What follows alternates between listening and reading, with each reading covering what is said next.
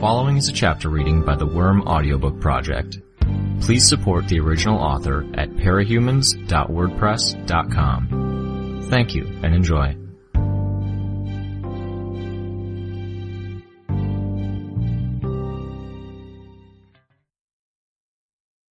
Arc 7, Chapter 10. Whether I shut my eyes or suffered the effects of the flashbang grenade, the effect would be the same.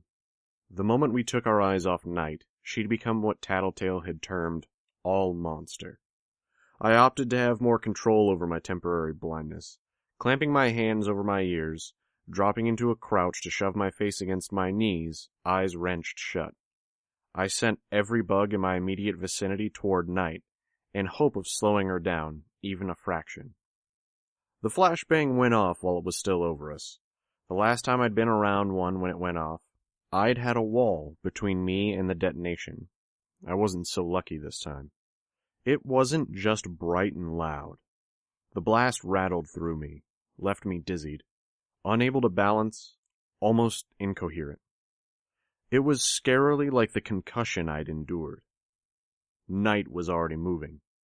My bugs were my only sense that still worked, but they couldn't get a grip on the surface of her body. She moved too fast, and her skin was smooth and oily, slick with some sort of lubricant. The result was that I couldn't really make her out in the darkness. I only got flashes, the vaguest sense of how she was put together. I was reminded of the ink blots I'd seen during my brief stay in the mental ward. Every fraction of a second, it was a different set of ink blots, a different shape, all edges and angles and sharp points, entirely up to interpretation. She struck at Judas a half-dozen times in the span of a second, her limbs flashing out and striking hard enough that I could feel the vibrations in the air. Judas staggered away from her, colliding with me and one of my teammates. I felt Judas's crushing weight against my own body, the raw meat feel of his flesh and the stone hardness of his bones smothering me, before he shifted his weight and lurched back her way. From the way Judas's movements followed Knight's as she moved back, and the rigidity of his face and neck, I knew he'd managed to get a grip on her with his teeth. He weathered the hits as she continued to thrash him. He seemed to be getting the worse end of the exchange, but he'd taken away some of her leverage. Blinking, I tried to focus on Night, but I saw double. For several long, terrifying seconds, I was unable to bring what I was seeing into focus. Judas was thrown against a wall and went limp. The furrows Night had carved into his face left more gouges than untouched flesh. His face a mess of shattered bone and hamburger meat. With Judas's bulk out of the way, I could make out Night backing away. My bugs settled on her, and she pulled her cloak up to shield her face, still walking backward. Snapping my head around to check, I saw our escape route barred by fog's mist. I could see Angelica's silhouette in the mist of the cloud. Bitch and Tattletale were struggling to drag Gru back away from the advancing mist. Gru, too weak to stand, was trying to use his darkness to wall fog off. Gru might have stopped fog entirely, except he was so weak that his darkness was dissipating almost as fast as he produced it. Fog slipped through the largest gaps and continued a slow but inexorable advance. Night was still struggling to get away from the bugs as they navigated around the folds of her cloak and the coverage of her mask. Drawing my baton, I started to advance on her. Night was human like this, vulnerable. She drew her hand from her sleeve, another canister with a pin on it. "Regent!" I shouted. He snapped his hand out and Knight's arm bent in a palsied, twisted angle. The grenade fell to the ground, and Night fell on top of it. I thought that Regent had been the cause of her fall, until I saw her raise her head, her good hand holding the grenade, pin held in her teeth through the fabric of her mask. She pulled the pin free, and black smoke began billowing from the upper end of the canister. It was suicidal, perhaps one of the dumbest things I'd done yet. I charged her. She was already standing, holding the canister out in front of her to ensure the plumes of colored smoke obscured her quickly. I struck at her hand with my baton, knocking the smoke grenade to the ground. I stooped for it, but she stepped forward, blocking it with her body, seizing my shoulders. She wrestled me to one side of the alley, perhaps to try and push me away and buy time for the smoke to build up, maybe for another angle. I wouldn't find out because I brought my baton against the side of her face. I got a sense from the feeling of the hit that she didn't wear any armor or protective wear beneath the cowl and mask.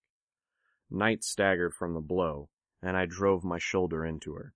It wasn't as effective as I had hoped, but it did get her far enough away from the canister that I could duck down and scoop it up in one hand. I dashed away, past her, and she struck me from behind. I knew from the magnitude of the impact that she wasn't in her human shape as she hit me, and for one paralyzing moment, I suspected I'd made a terminal error.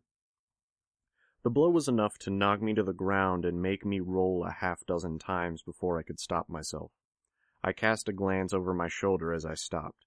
Night was there, and the residual smoke from the canister that surrounded her had apparently been sufficient to block my teammate's view.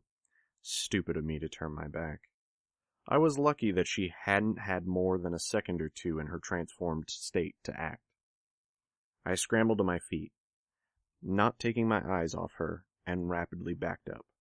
A piece of the armor on my back dangled from where she'd cleaved through it, swinging against my backside in time with my steps. I held the smoke grenade low to minimize how much it obscured my vision. When I'd backed up enough that there was an alley to my right, I threw the smoke grenade away. Night stopped following me, then swept her cloak up to shield against my bugs that still swarmed her. I couldn't go as all out as I normally might with my swarm, without risking that I'd obscure my own vision of her and give her another opportunity to transform. Second try, then. Baton in hand, I charged her. She was thrashing beneath her cloak, 6 or so paces away. The bugs were nipping and stinging flesh. Good. 1 or 2 more good hits with a baton, she'd be disabled. Night bent low, and I thought maybe she was down for the count. Then she swept her cloak off and threw it up into the air. It opened wide and momentarily filled my field of vision. I heard her footsteps, 2 normal ones, heels clicking rapidly as she ran. Then the noise of claws scraping against hard ground. She tackled me, keeping the fabric between us, and my baton slipped from my grasp as her weight slammed into the trunk of my body. The cloth of her cloak caught on my right hand and face. An angular arm with too many joints seized my right leg. Another 2 latched onto my right arm and neck, respectively. Her grip and proximity to me held the cloth in place, kept her obscured. I was hefted high into the air with a speed that dizzied me. She dropped me, making me grunt as I landed. Above me, my bugs touched her very human body. I struggled to pull the cloth free, but it caught. After a few seconds of ineffectually trying to remove the cloak from myself and see what was happening, I was almost frantic. I brought my own bugs down on top of myself to get a better sense of what was happening. Hooks. The black fabric of the cloak was woven with black painted hooks at regular intervals. She'd worn that layer facing the outside. "You're boring people, you know," I heard Tattletale's voice, and felt a fractional relief. I focused on pulling the hooks free. Not that many were caught on the fabric, but there were some caught on the texturized exterior of my armor, others on the straps that held my armor in place, a couple in my hair. "I saw your info, Mr. and Mrs. Schmidt. First located in Hesse, Germany. Moved to London, then Brockton Bay, Boston, then Brockton Bay again.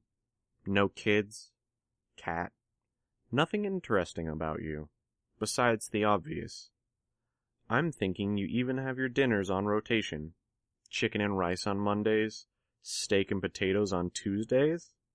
Something like that?" I pulled the cloak free and held it in my hands. I saw Tattletale on the other end of the alley.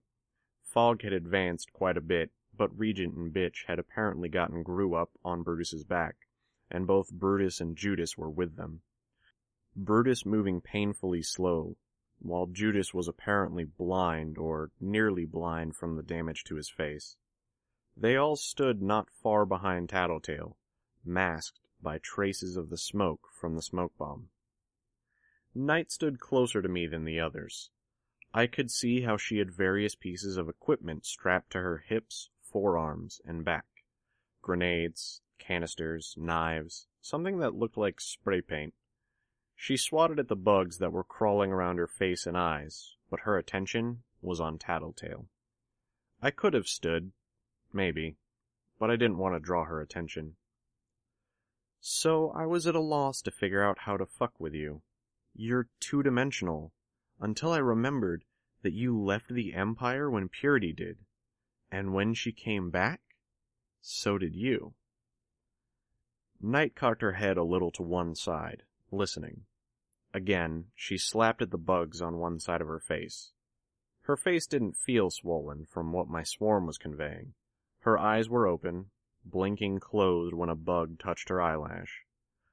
I suspected she healed back to perfect condition whenever she entered her other form, which would include cleansing herself of any toxins or allergens. Night looked down at me, pale blue eyes. "Hey!" Tattletale spoke. "Pay attention!" Night drew a knife from a hip sheath. She bent down over me. I dropped her cloak and struggled to reach behind my back for my own knife, but she was faster.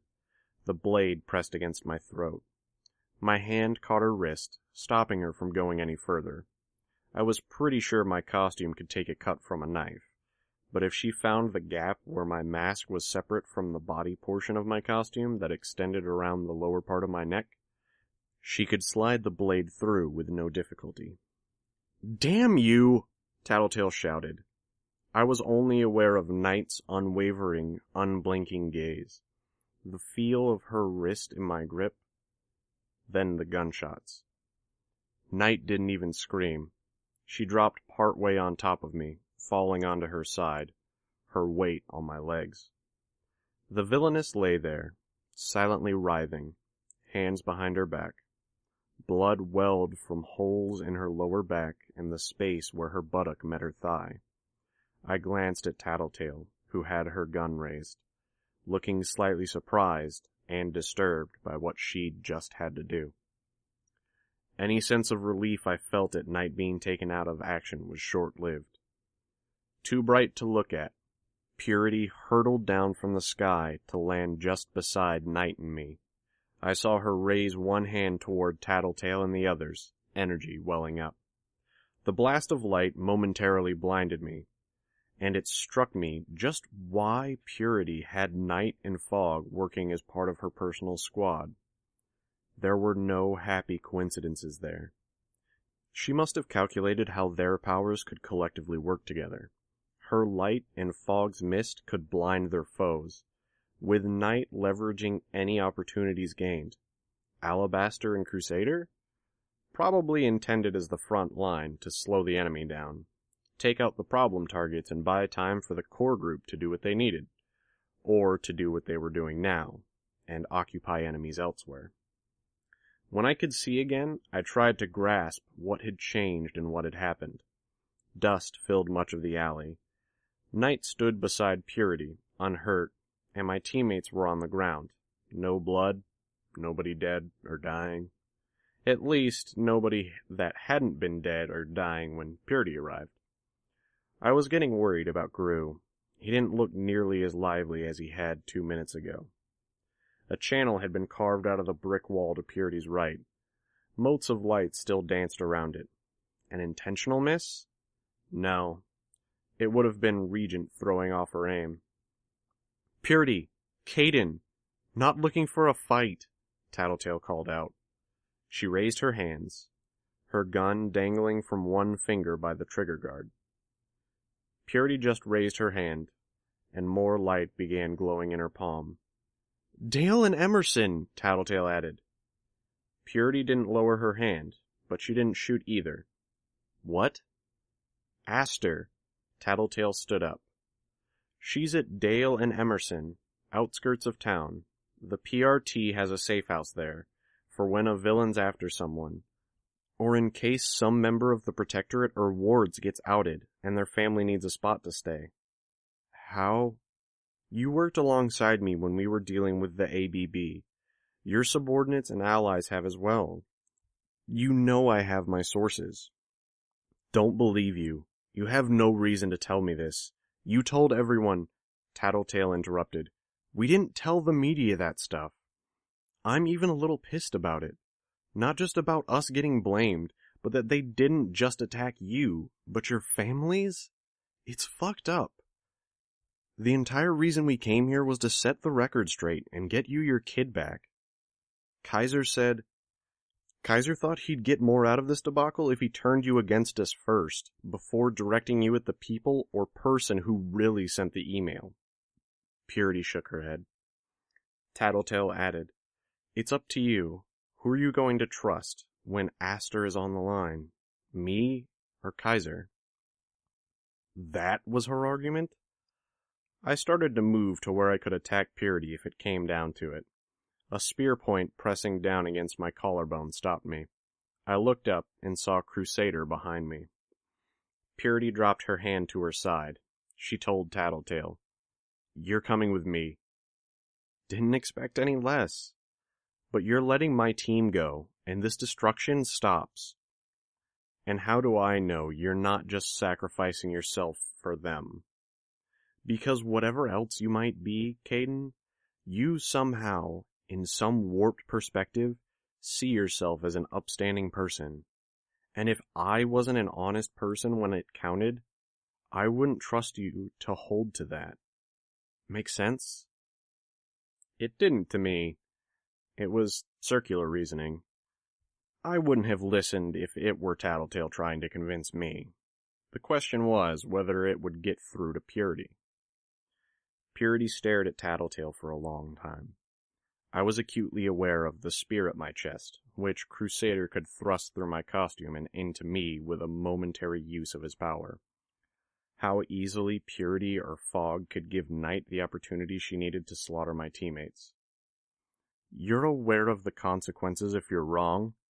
I'm not stupid, Tattletale spoke. You take out your anger on me, I wind up dead or maimed.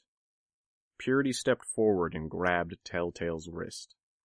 The others walk, Purity spoke to her subordinates, leaving no room for argument or discussion.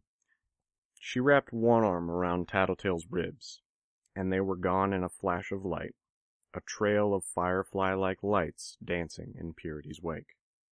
In that same momentary glare that had carried our teammate and Purity away, Night had moved into the midst of our team.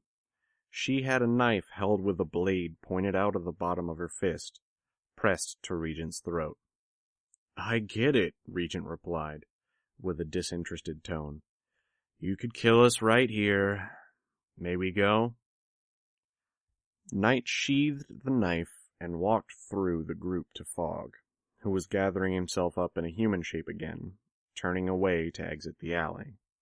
Crusader, on the opposite side of us, was rising back up to the sky. I breathed a sigh of relief as Purity's squad disappeared. I held my breath again when I saw Gru, and further down the alleyway, Angelica.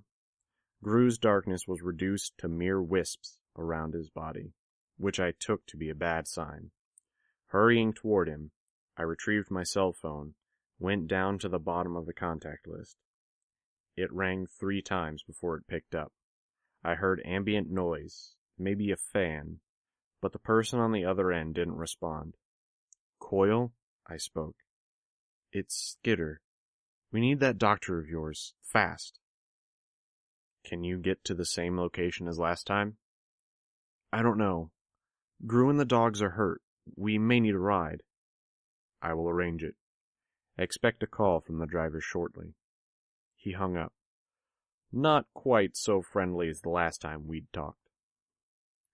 I set to helping Alex steady Angelica while Bitch worked with Judas, who'd been effectively blinded in the fight with Night. She guided his head and shoulders under Angelica's body, so the smaller dog was draped over him. Once Angelica was in position, I hopped up behind Gru and helped him turn him over to examine his chest. I applied pressure and used the remainder of the bandage I had in my utility compartment to try to staunch the bleeding. When I talked to him, asked him to verify that he was okay, his replies were monosyllabic and fairly nonsensical. Between Judas's canine burden and the damage Brutus had apparently sustained to his side, the two dogs moved slower than I normally walked as they plodded down the alley. Every moment was nerve-wracking. I kept waiting for someone in the wards, New Wave or Empire 88, to find their way into the alley, spot us, and pick a fight. Worse, I harbored grave concerns that Gru might stop breathing. The phone call from Coyle's people came when we'd reached the beach, the closest spot I could think of that would put us out of line of sight in the continued fighting.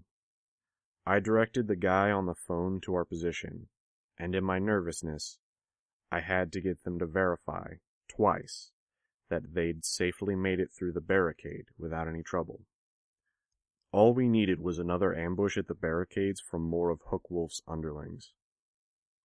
The moment the pair of ambulances arrived, we loaded Gru into the back of one, the three dogs into the other. Brutus and Judas had shrunk, having shed the layers of added bulk, and were more or less alright underneath it all. Angelica, though, had been in Fog's mist, and wasn't any better even though she was almost normal size. She'd inhaled the mist, drawn it into her lungs. I could only surmise that it had consequently made its way into her bloodstream, and from there to the rest of her body. Only time would tell how much damage Fog had done to her from within. I went in the ambulance with Gru, and watched as they gave him extra blood and tended to his chest. Between my first-time job patching up his chest, the fact that he'd torn it open, and my haphazard attempts to wad it with bandages and stall the blood loss as we retreated from the scene, it was a mess. I cringed, feeling guilty, waiting for one of Coyle's medics to call me on something I'd done wrong. They worked in silence, which was almost worse. I sent Tattletale a text. Frog A. Got Coyle's people to pick us up. Brian is getting help. Dogs are mostly okay. Text me back. We pulled in behind the doctor's office, and Tattletale still hadn't replied. I was surprised that the ambulance with Bitch, Regent, and the dogs hadn't come with us. The doctor was a cranky old guy that Coyle's medic referred to as Dr. Q. He was a thin-lipped man, about my height, which made him fairly small. His hair was either recently cut, or he got it cut regularly, was slicked close to his scalp, and seemed too dark given how old his face and hands were. He took over for the medics as they carted Gru in, and they left with a nod to me. I nodded back, unsure of how else to respond. I stood by Gru's bed with my arms folded and watched. Dr. Q checked the work the medics had done in suturing up Brian's chest, and muttered to himself that it was competent. When he'd verified they hadn't screwed up, he took the time to clean Brian's chest and remove the remaining threads from the first job. "The bug girl," he finally commented. "Yeah, I'm really sorry about bringing the bugs to your place last time. I see they're gone now." "They are," was his response. I nodded. I checked my phone again. Still, no response from Tattletale. Minutes passed. "Okay." He pulled off his latex gloves. "Nothing more we can do for this lug. You unhurt?" I shrugged. "More or less. Got jabbed in the stomach. I have my aches and pains. Hurt my ear earlier. But I already got it taken care of." "I'll verify that for myself." He checked my stomach, which required me to take off the top of my costume, and he prodded the bruise Cricket had left me with cold, dry fingers. Then he had me remove my mask to examine my ear. Apparently he didn't deem Brian's job satisfactory, so I was sat down on a stool so he could clean it up. He was partway through the job when my phone vibrated. I read it and heaved a sigh of relief. Tattletale. Avocado C. She got what she needed. On my way.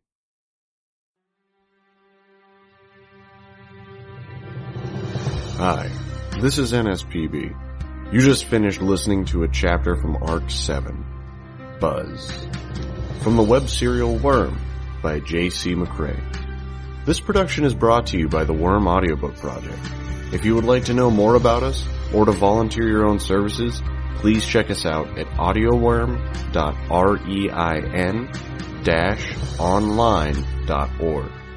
You can download or listen to every chapter directly from our site, or you can find us on iTunes or any podcast app under Worm Audiobook. Thank you for listening.